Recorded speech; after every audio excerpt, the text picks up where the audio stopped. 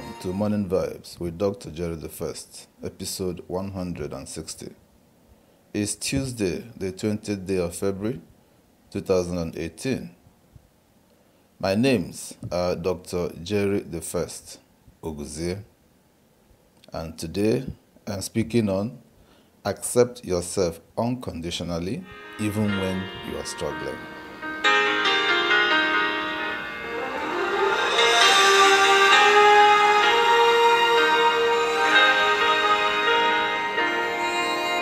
Nathaniel Branden says that self-acceptance is my refusal to be in an adversarial relationship with myself. Have you ever thought that you accepted yourself fully, only to realize that there were conditions placed upon that acceptance?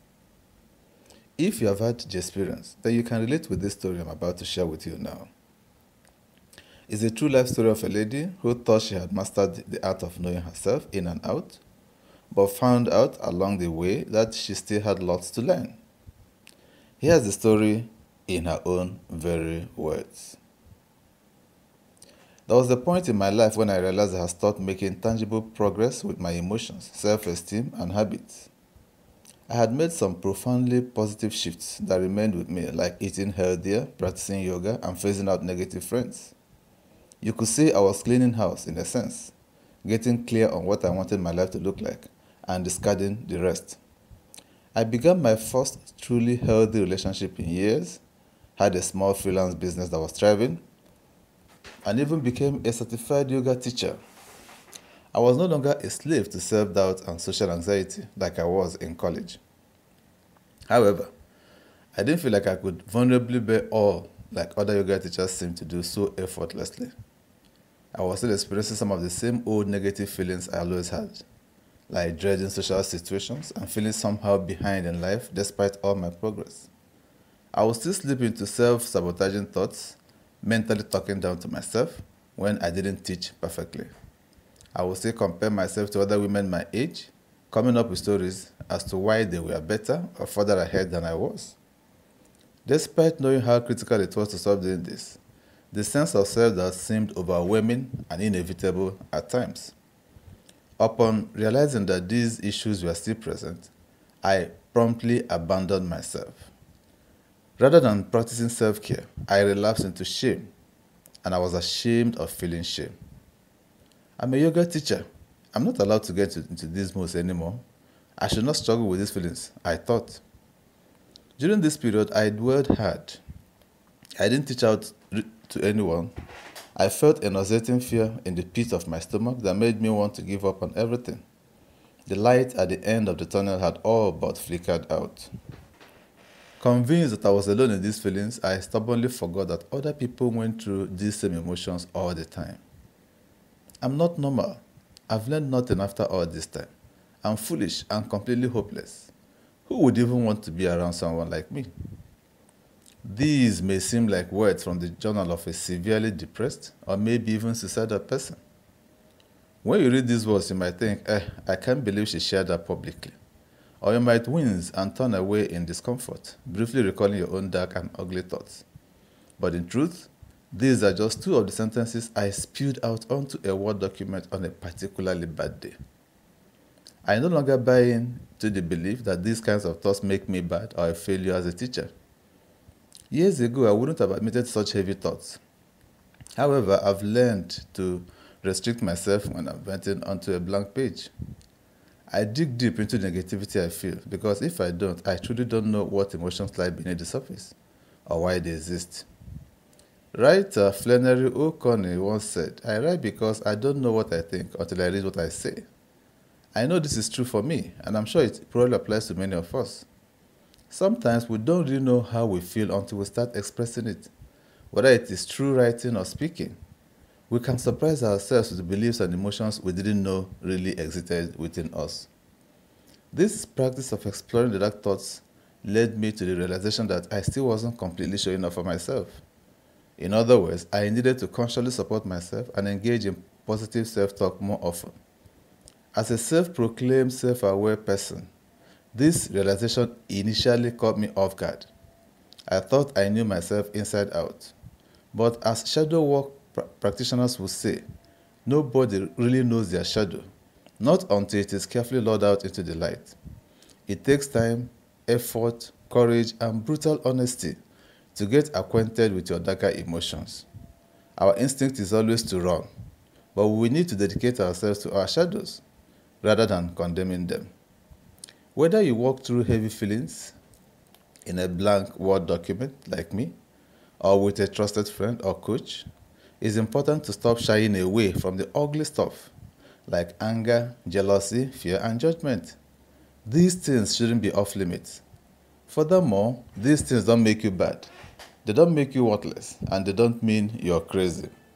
They are simply the heavier, unacknowledged sensations waiting to be heard and healed, waiting for their moment in the spotlight. That's her story.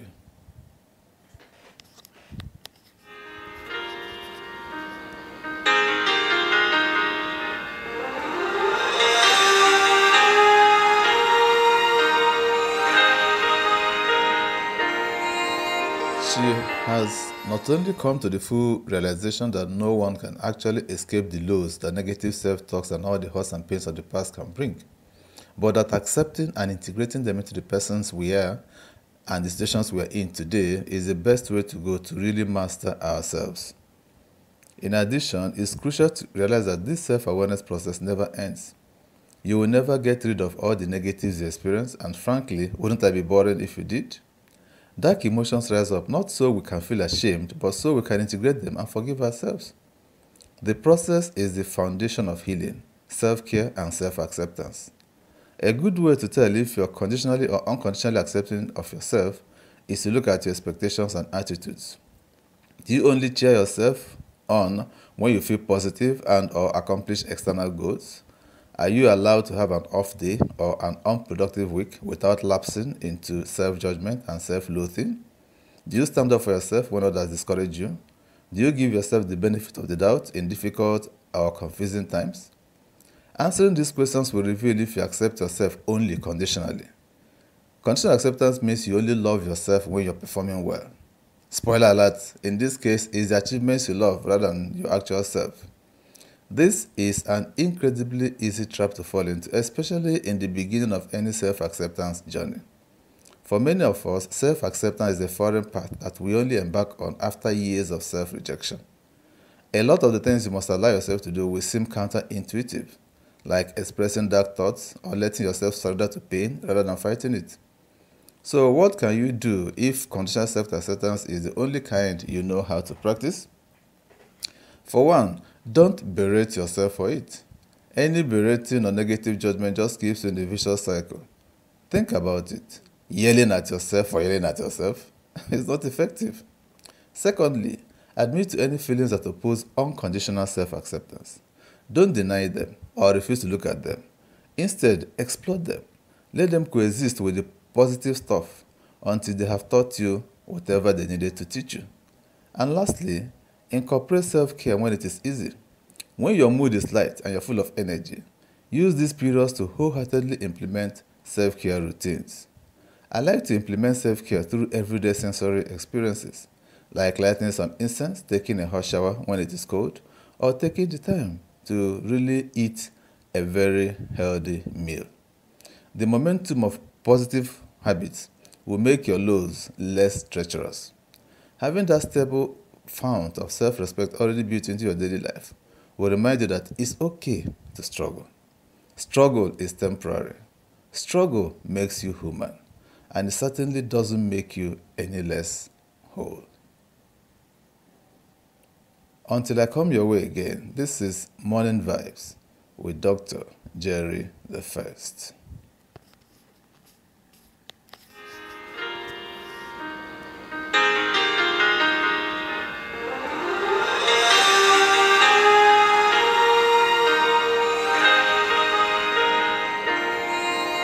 This program is powered by Top It Up Media and Communication, Nigeria. All rights reserved. Thank you for listening to this broadcast today. I know you have been blessed. And because you have been blessed, help us to get others blessed. Share this broadcast to your friends on your social media sites: Facebook, Twitter, LinkedIn, Google+, Instagram, Snapchat, whichever you belong to. Share. Sharing is caring, and loving is also caring. Also, subscribe to our channel, and right beside the channel subscription is the bell. Okay, click on that bell so that we can send you notification whenever a new broadcast is made. We have our Facebook page. Also, like us on Facebook. And you can also read the text. If you want to read this text, please visit our blog. The links to our blog and to our Facebook page are right down here in the description box. Also, drop us comments. We would like to know what you think about the subject matter, about this program in its entirety. Give us ideas. If you want us to speak on anything, mention it, write it for us, and we will prepare and speak on it. Have a nice day.